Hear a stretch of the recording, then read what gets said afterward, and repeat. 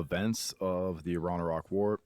If you already did the guided reading, this will match what you've gone through more or less. But I want you to go through the reading because it will give you more detail than what I'm going to go through right here. So this is more of a overview, and I'll offer some explanation also that you're not going to find in the textbook as well. So, as a reminder, most of the war we're going to talk about is going to be focused just in this region here as far as ground forces go. Iraq is not going to advance very far into Iran or the other way when the war reverses. There will be some airstrikes and other attacks in other parts of the country. There will be, as you can see here by this line down here, a phase of the war where the ships are being attacked in the Persian Gulf. But as far as ground forces, the armies go, we're basically going to be looking at this region right here, which makes sense because this is where the Shatt al-Arab is located. This is where Khuzestan is located. And those are really the goals of the Iraqi invasion. So we're going to go through what happens on the invasion, Iranian resistance, in the early stages before we move on to other parts of the war. And just kind of a zoom in here geographically as far as what we're looking at. We're going to see Khorramshahr is going to be kind of the major advance into Iranian territory, which as you can see on the map here is not very far into Iran at all. It is right on the border. And then eventually Iran is going to push them out and march towards Basra and go in the other direction. So let's go full screen here just to make this a little easier for you guys to see. So Iraqi ground invasion starts September 22nd, 1980. And again, they're focused on the region of Khuzestan, which borders the Shatt al-Arab. There's also about a 20% Arab population there. And so there is some hope that the Arabs there will kind of join the Iraqi army, revolt against Iran. And because Khamenei has just kind of come into power and they're still settling things down from the revolution, maybe the Iranian people will be inspired by Iraq's invasion to use the opportunity to overthrow the government. Initially, the first few days of the invasion is pretty successful because Iran's really not prepared for it. Remember, a lot of their troops are stationed up north because the Soviet Union is up here at this point in time, and they're worried about that. And so it looks like Iraq may be able to sweep in, take control of some territory, and kind of quickly force Khamenei to the negotiating table to bring an end to things. However, the Pasdaran, the Revolutionary Guard, they fight much more fiercely than Iraqis were expecting. I wouldn't say the quality of their fighting is great. The training is not always good here, but they are uniting together against an invader, and so they are fighting quite fiercely. Iraq suffers much higher casualties than are expected, and then they get slowed down by the terrain significantly, and so within a few days after the invasion, they kind of come to a stop because it's really hard for them to make any progress going forward. So when they do take over cities like Khorramshahr, it takes way longer than what the Iraqi armed forces were expecting it to take.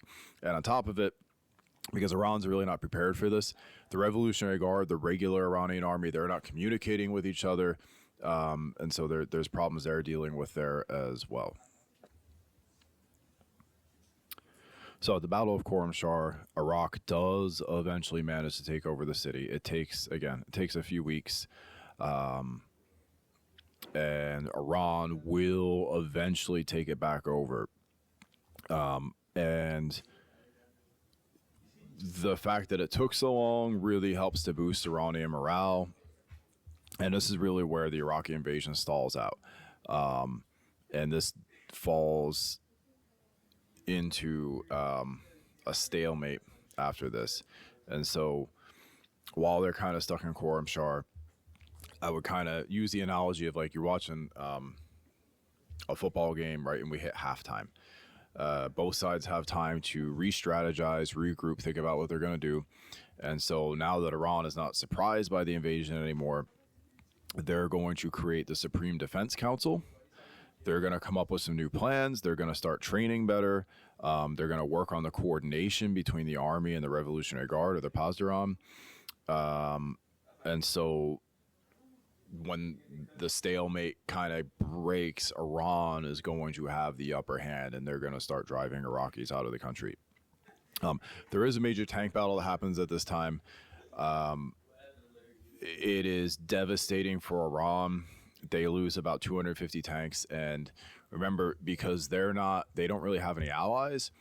Once tanks get damaged, the same with their air force, it's really hard for them to fix it because they can't get the spare parts, because they need the spare parts from the US or France or the Soviet Union or wherever they got the equipment from in the first place.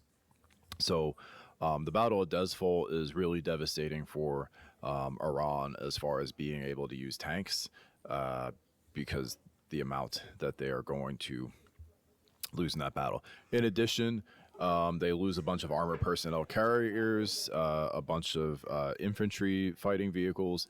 And so overall, the point of this is they lose all this stuff, and this just plays into what their new tactics and strategies is going to be during the Iranian counteroffensive, which is basically just using their advantage they have in terms of the number of people. So May 1981, they have a small victory. They recapture the city of Suzangard. They force Iraq to withdraw from Abadan, and then they really start pushing towards Iraq to get out of Khorramshahr. So November 1981, we get Operation Jerusalem Way, and this is where Iran really starts to heavily use their human wave assaults. And this is, you're just throwing as many people at the enemy as you can. They do not have the tanks, they don't have the air force, they don't have the weapons the Iraqis have, and so they are just going to use as many people as they can to try to break through the Iraqi lines. The soldiers are fighting with a lot of zeal. Remember, the Iranian Revolution just happened. A lot of the people who are volunteering to sign up really do believe in the revolution, in Khamenei as their leader, and the idea that they're if they die, they're going to be a martyr. They're going to go to heaven. The government's going to take care of their family, and so a lot of the Iranian soldiers are kind of going into battle with exuberance, might be a good word for it. And this takes back the Iraqis a bit when this first happens. And so our human wave attacks are also going to incorporate the Basij, the teenage soldiers, which we'll get to. And a lot of this is trying to do night attacks, infiltration, deception, other things, as well as just full-on frontal assaults. And so in the beginning, again, this is pretty successful, but you can't keep this up for the whole war. You're taking high casualties. That's not a good long-term plan. But they do break through in March of 1982. They force Iraq out of Khorramshahr. They take thousands of prisoners. They do capture a bunch of Iraqi tanks as well. And now the war has really shifted from Iraq being invader to Iraq is on the retreat. Iran is on the offense. And they're now going to push into Iranian territory.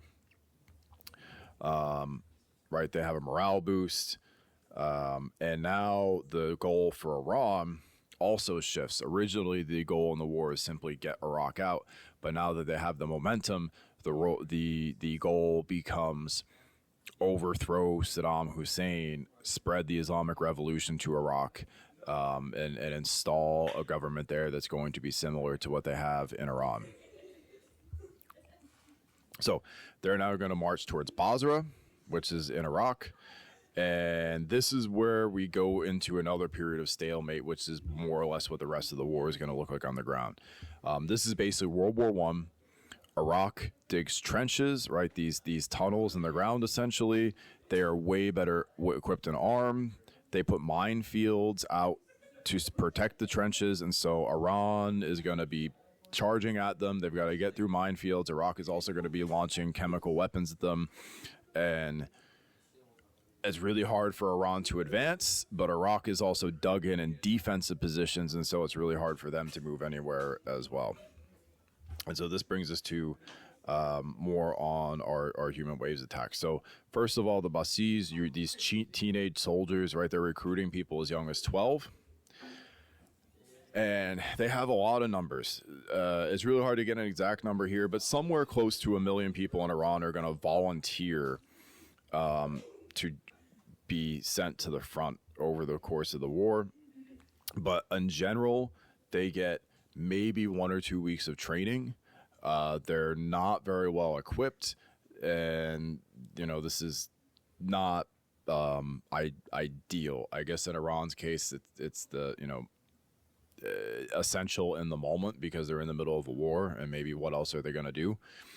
But it does, it's again plays into this high casualty rate that they're going to have. And so the strategic goal, you overwhelm the defenses and make up for the lack of heavy military equipment. And so you use them first, clear the minefields, break through the Iraqi lines. And again, at first it has a pretty significant impact because the Iraqis are really surprised and at the tactics and also at how fiercely the Iranians are fighting, especially when you have the weapons difference that is pretty significant here. And for Iran, this is going to result in really high casualties.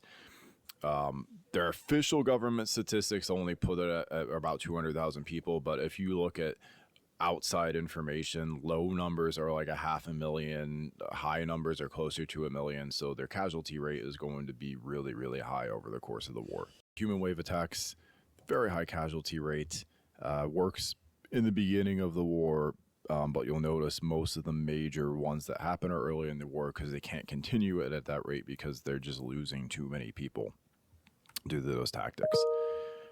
And so, and again, right, the Iraqis, they're dug in trenches. This looks like World War I all over again.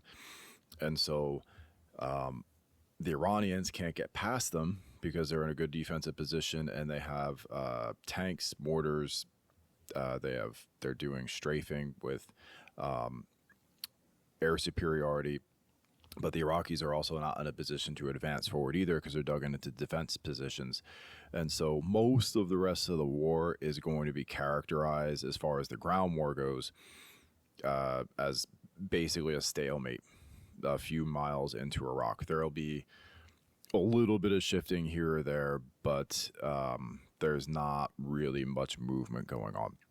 And so this is going to bring us to other phases of the war, including the wars of the cities, in which they're going to attack each other by bombing major metropolitan areas. And we're also going to have Iraq's large-scale use of chemical weapon attacks as well. But again, Iran really has to slow down what it's trying to do because the casualty numbers are just too high, right? 83 and 84 in both cases, you're looking at 2 to 3 times the casualty rate of the Iraqi armed forces.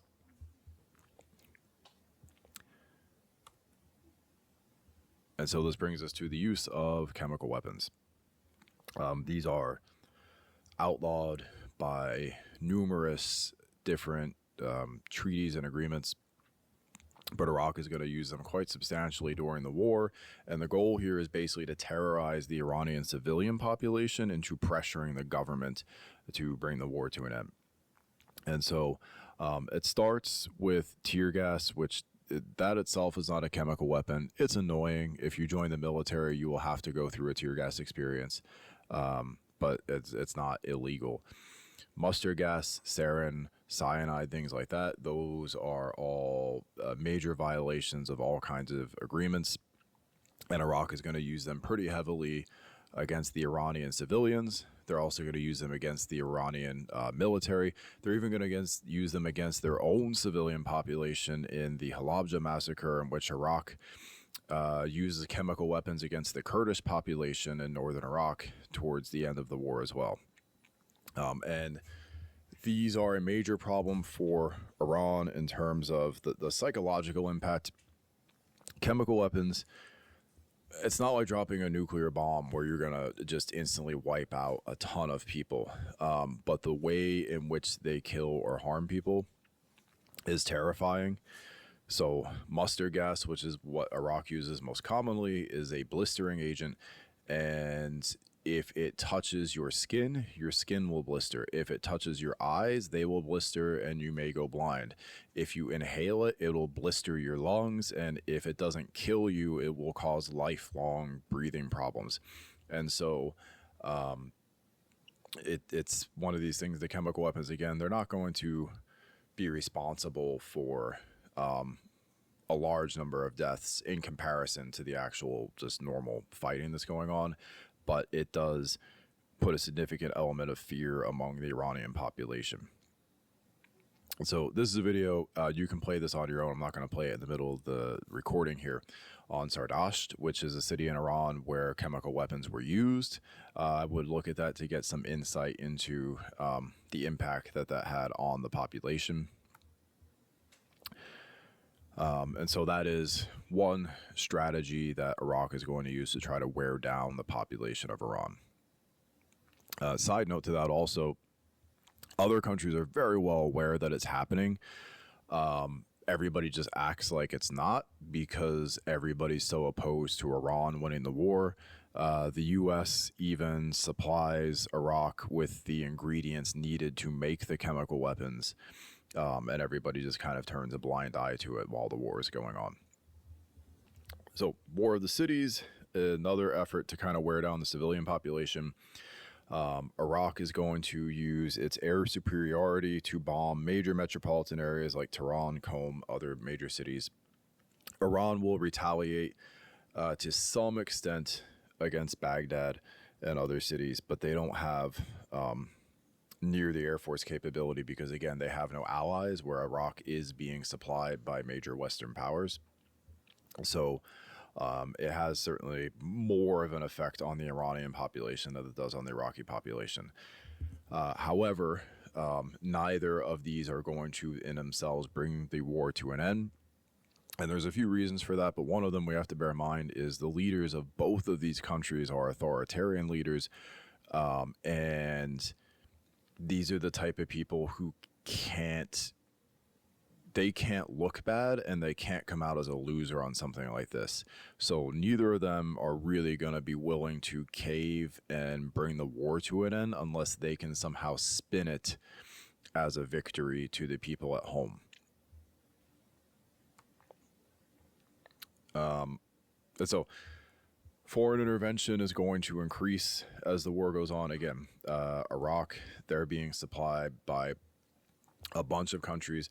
This is a rare case during the Cold War where the U.S. and Soviet Union are actually both on the same side. Again, everybody's opposed to Iran because they're worried about the disruption to stability in the region. Remember, Iran wants to spread the revolution to neighboring countries, which is a threat then to the governments of all those countries. So the Gulf states like Saudi Arabia and Kuwait, they're giving Iraq a ton of money to help with the fighting. The rest of the world is worried about the possible disruption to the oil supply, depending on what happens with the war. And so the U.S. is also, once Iran and Iraq start attacking ships in the water, the U.S. Navy will actually start reflagging ships as American ships in order to ensure their protection going through the Gulf. So we kind of have the stalemate. There is, right from like 1982 forward, there's just not much happening. In 1986, Iran does finally get a significant victory at the Battle of Fao. This is a major Iraqi port city. Iran does take it despite suffering very heavy casualties. Iraq uses chemical weapons against them. And if you look at the statistics here, right, they're losing about 3 to 1 the number of soldiers that the Iraqis are using. But It is a victory, and it does have the effect probably here of prolonging the war even further because it's a morale boost. Hey, we got another victory. Maybe we can keep going. And they're going to try to push the war forward at this point because they feel like maybe they can have some more victories, but it is the furthest they're going to advance into Iraqi territory. They're not really going to have any more success after that. All right, tech and tactics. I'm going to kind of just skip most of this because a lot of it has already been covered in other sections. It's just the way that this is organized, right? There's different ways they could ask the questions on the test. So we're kind of looking at chronologically what's happening, but then we have to categorize it by different things as well. So we have trench warfare. We've already gone through this. You dig the trenches. As the Iranian forces come in, you would not only attack them with machine gun fire, but they're using air fire, artillery fire, and really making it hard for Iran to make any kind of headway. Iran, again, their main strategy is human wave attacks, using their population superiority, but they cannot keep this up as the war goes on. You have this high casualty, and also their tactics for this are kind of backwards from how militaries normally operate. In a normal situation, you would send your air force in first to kind of clear the area, cause some damage. You would then send mechanized units in, including tanks, to further help clear the area. And the last thing you would do is actually send in the bulk of your forces. Iran does this backwards because they're so worried about protecting their mechanized units because they can't repair or replace them. So they're sending in the Basij or the child soldiers first. They're sending in the Revolutionary Guard after that. And last, they're going to send in their mechanized units. And so, right, this then has the effect of increasing even more the casualty rate that they're going to suffer in these attacks. Again, chemical weapons, we've kind of gone through this. They're going to use them quite extensively. This table just kind of gives you a description of what the different weapons look like and stuff. But the end result is it does terrorize the population of Iran. And this is continually used throughout the war. There's tons of attacks, again, also against their own population. We have cyanide against the Kurds again. So most of it's directed at Iran, but Iraq also will go after the Kurdish population because remember, they've been causing problems for the Iraqi government even before this war happens. All right, so foreign involvement, again, kind of reiterating a lot of stuff here. Western countries are supporting Iraq because they're worried if Iran spreads the revolution, we're going to have instability in the region. There might be further wars, there might be civil wars, and everybody's worried about access to oil because all of the oil from these countries all has to come through the Persian Gulf, which Iran runs along the entire way there. And so there's serious concern about disruption to access to that. And so the neighboring countries, they're going to supply Iraq with a ton of money for the war. Saudi gives an estimated $30 billion. Kuwait gives, depending on the numbers you look at, anywhere from like $5 to $15 billion. The Emirates are giving billions, etc. And so Iraq is really, really, really well funded for the war. I would say, kind of keep in the back of your mind, a lot of this money is loans. It is not great. Right? When you guys go to college, you can have grants and loans. Grants, you don't have to pay back. Loans, you do. And so foreshadowing, this is going to be a problem after the war. Iraq is going to owe tens of billions of dollars to these countries that gave them money during the war. The U.S. is going to supply them with tons of various weapons, vehicles, etc. Also the ingredients that end up being used for chemical weapons. And this is where a lot of the money that Iraq is borrowing is going, is paying the U.S. We're not just giving them these things, right? They're buying them from us. And they're using that money from Saudi and Kuwait and other countries in order to do so. Iran, again, they're basically on an island. Syria cuts off an Iraqi pipeline. North Korea and Libya are really limited as far as what they can do to help them. So they really can't repair aircraft or tanks as they get damaged. And even when we have the Iran-Contra scandal where the U.S., without congressional approval, right, it's just the Reagan administration, are selling arms to Iran. Once that becomes public, the backlash from that leads to even further support from Iraq from the U.S. government. And so Iran is basically on its own for the entire war. And so when we get to the tanker war, again, this is a major concern. This area here is called the Straits of Hormuz. And you'll see this sometimes in the news because Iran will sometimes threaten to shut this off because it's a relatively small strip of water going through there. And so what happens is the Iraqi oil that needs to go through here, Kuwait agrees to put it on their ships so that Iran won't attack them. Iran starts attacking them anyway, and so the U.S. Navy is going to come in and start putting U.S. flags on those to prevent them from being attacked, because if they are attacked, it's then an attack on a U.S. ship, and that could bring the Americans into the war. And this kind of comes to fruition, actually, in 1988.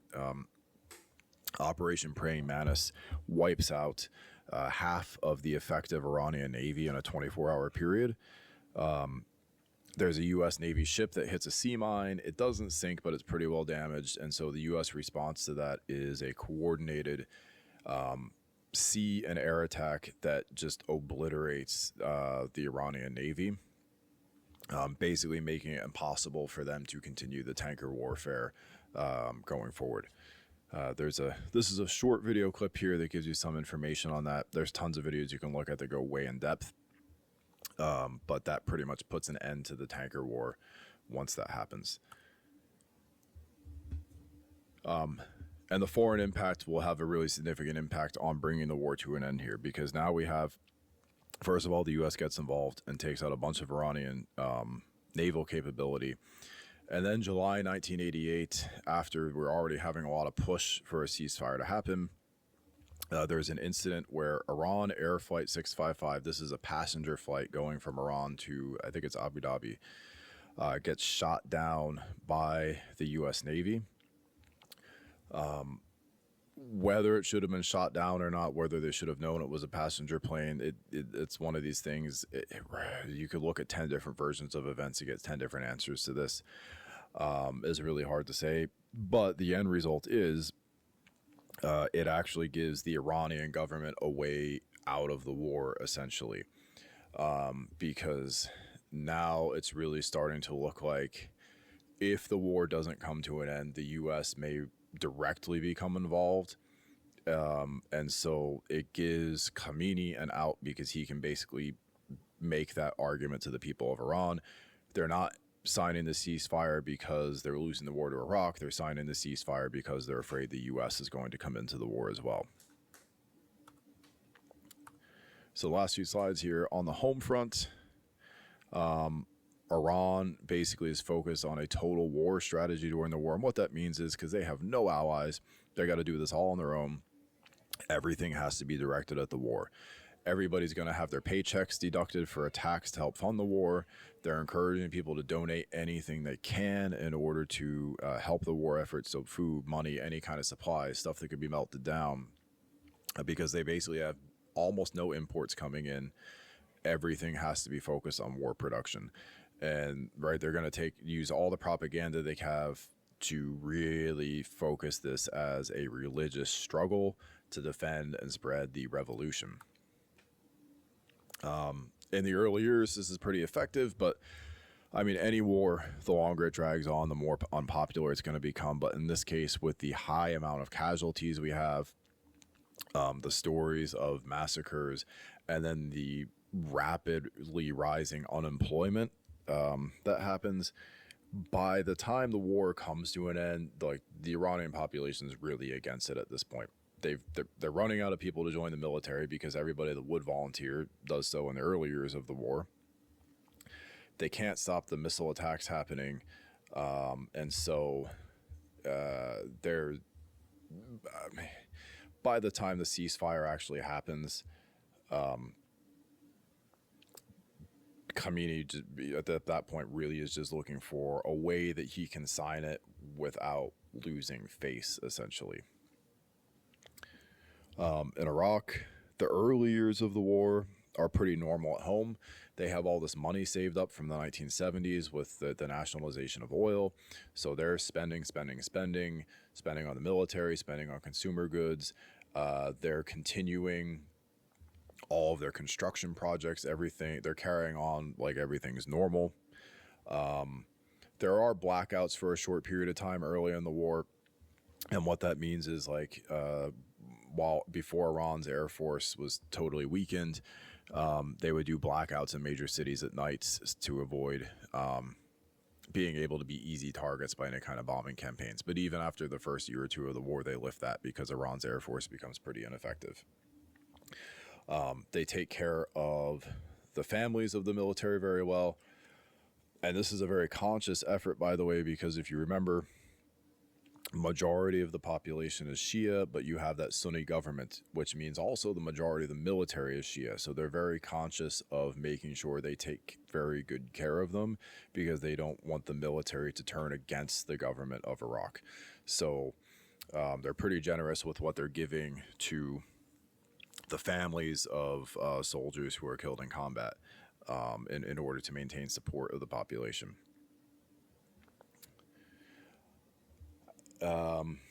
As the war progresses, though, right, Iraq is going to have to really cut back stuff as well. They run out of money, so this is where they have to turn to their neighbors and start taking on massive loans in order to keep funding everything for the war. And they spin it as it's all of us against Iran, essentially, right? They go to like countries like Saudi and basically argue, look, we're doing all the fighting right now, but if we lose, you guys are going to be next. And it's a pretty convincing argument. They get a lot of support from other countries. So Saudi gives them a ton of money. Saudi will, at the end of the war, actually end up writing off most of the money Iraq owes them. They're not going to demand they pay it back. Kuwait, on the other hand, is not going to do that. And again, foreshadowing, that's going to be an issue after the war. But it does enable Iraq to carry on with the war because they have so much money available to spend being given to them by other countries. But again, as the war drags on, everybody's kind of getting tired of it. Iran is, right, the people there are tired of it. The economy is collapsing. They're tired of the war. Iraq, even though they borrowed all that money, etc., the people of Iraq are, they're kind of tired of it as well. Everybody's sort of ready for it to come to an end. And again, we get the shooting down of the passenger plane. You have the U.S. destruction of the Iran Navy. And so it is not long after, right? This is July 1988. Now Khamenei has an out to end the war while saving face. And so July 17th, 1988, very shortly after the passenger plane is shot down, Iran is going to accept the terms of the ceasefire. And end result of this war is nobody's really happy at the end. It's nobody wins anything here. The boundaries don't change. So Iraq's goals of taking the Shatt al-Arab and Khuzestan, they fail at that. Iran, they kind of have to give up on spreading the revolution to Iraq. That's not going to work. Both of them have over 500,000 dead and injured. And again, not just troops. There's a high civilian toll here. They've both spent way more money than they have to spend, right there. Iraq is in massive debt to other countries. Iran also has, their economy has just collapsed as the war has gone on. So nobody's really happy with the results of this at the end of this. So that brings that to a close. And so, where we need to finish off with then is we're going to go into the aftermath. What are the short and long term effects of this war, especially on the region?